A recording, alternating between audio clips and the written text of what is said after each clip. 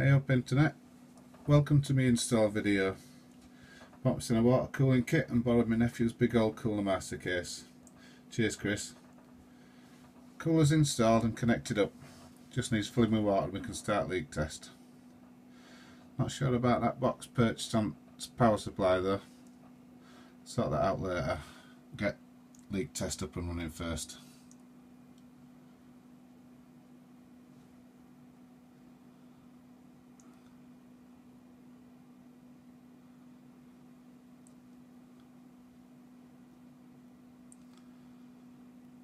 Here we are.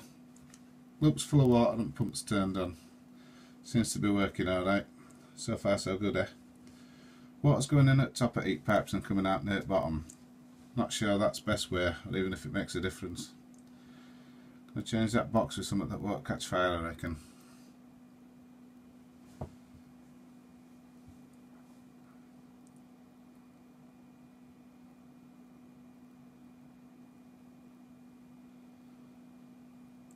Ten hours later, still no leaks. 14 to go.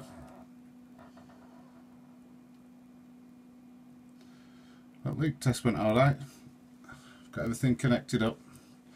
Brought it out here because I thought light would be better. Next step's turning it on and seeing if it works.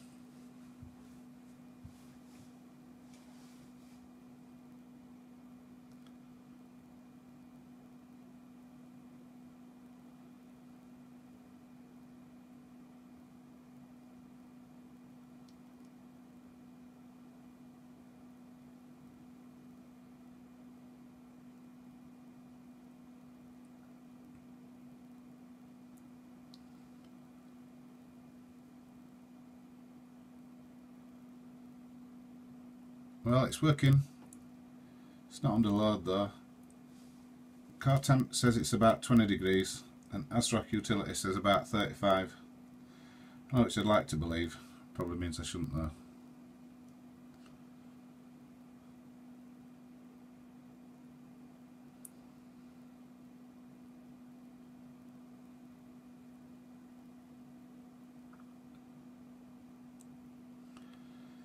It's Windows XP, which means it won't play DVDs, so I tried to load it a bit by playing a CD. Didn't really work too well. Just got the same results.